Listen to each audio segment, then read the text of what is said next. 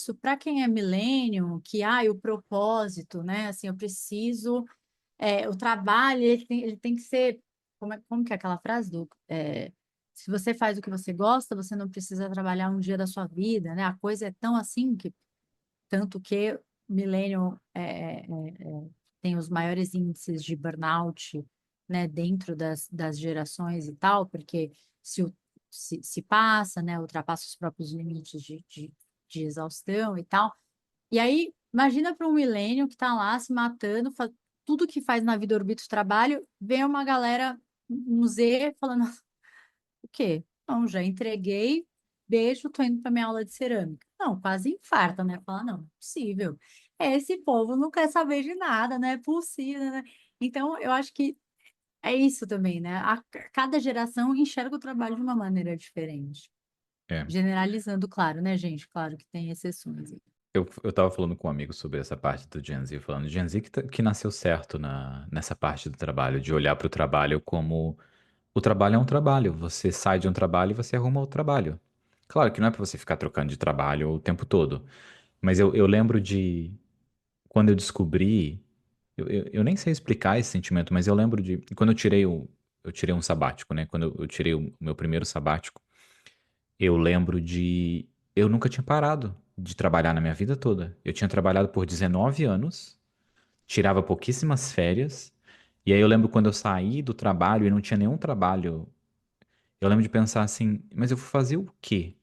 Mas a minha carreira vai ser completamente afetada. Depois eu não vou conseguir trabalho porque eu tirei esse período de férias, eu fiquei sem trabalhar. Eu lembro que a maioria dos meus medos era sobre a minha carreira, que eu estava destruindo ela, porque eu ia tirar alguns meses de férias. E eu lembro de depois entender que, tipo, era só isso então? Era só eu não gosto de um trabalho, eu saio e arrumo outro trabalho? Eu não preciso pensar na minha carreira tanto assim? Sabe, foram Eu tava, pequenos. eu tava destruindo ela, é ótimo. Vocês É. ouviram, né, gente? Eu Ah. estava destruindo minha carreira. 19 anos colocando ela ali, e aí eu vou tirar 6 meses de férias e eu tô destruindo ela. E é tipo, não afetou nada. O que tem nessa janela é quando a pessoa me pergunta quando eu vou começar um trabalho novo, eu falo que eu tava num sabático. E é isso. E tá tudo bem. As pessoas me contratam mesmo assim. E, tipo, eu como um bom millennial, né, que fui educado e doutrinado, mas como é libertador dessa parte de você entender que, tipo, é um trabalho e você arruma outro trabalho. Porque a gente se vira, a gente resolve as coisas. E é claro, o trabalho que você vai arrumar depois é diferente, talvez seja melhor, talvez seja menor. E sabe que isso me faz até pensar também do o primeiro momento desse.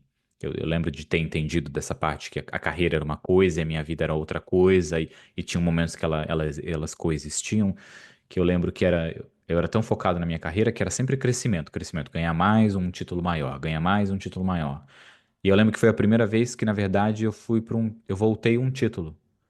E eu lembro que eu voltei um título, eu ia ganhar mais voltando um título, mas o meu título diminuiu, a minha responsabilidade diminuiu. E eu lembro que eu me senti uma falha. Eu lembro que eu me senti uma falha porque, como assim? Eu subi um degrau e agora eu vou voltar um degrau? Não é isso que eu fui ensinado, não é isso que o meu crachá diz. O meu crachá e a minha doutrinação diz que eu tenho que crescer incessantemente e continuar subindo. E eu lembro quando eu dei esse step para trás, eu não sei, eu fiquei um bom tempo sofrendo com como se eu estivesse regredindo mesmo. E eu não estava regredindo, esse step para trás, na verdade, era indo para o lado, que eu tive que voltar um degrau para ir para o lado e para depois entender outras coisas.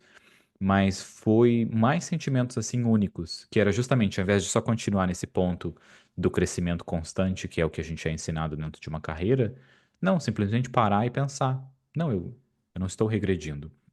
Mas a minha mente simplesmente se perdia nessa regressão. Eu sinto falando com as pessoas na época, e como também era estranho para as pessoas, né, se não continuaram seguindo, sabe? Mas por que que você não continuou aqui? Era mais, tipo, um ano para você ainda já ir pro próximo step e agora você voltou.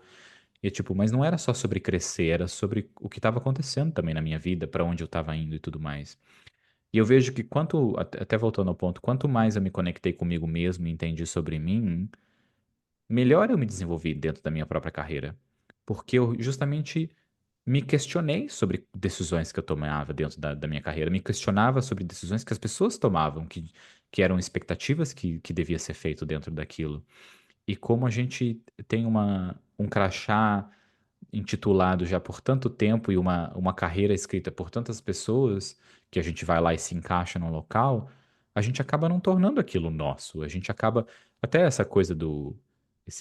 Essa pequena energia de empoderamento que a pessoa vira um babaca, eu acho que vem desse crachá justamente, que é o poder que diz que você tem que fazer as pessoas seguirem as regras. Mas essa regra realmente precisa ser seguida? Essa regra realmente faz sentido de ser seguida? E uh, é é uma coisa como se aquilo já tivesse resolvido, mas será que está resolvido da melhor maneira? Será que isso que se resolve um problema? E eu sinto que as pessoas mais gostosas e as coisas mais gostosas que eu tenho de interações com as pessoas são as pessoas que menos falam do trabalho, que menos estão dependentes do trabalho. São as pessoas que, quando vão se introduzir, elas nem se introduzem. Meu nome é X, eu trabalho com A, B e C. E eu lembro quando eu fui fazer um retiro do meu terapeuta, que ele fez o retiro, ele pediu para escrever uma carta de introdução. E aí eu lembro de escrever a carta de introdução e eu escrever quem eu era, de tipo, o meu Bruno e minha carreira.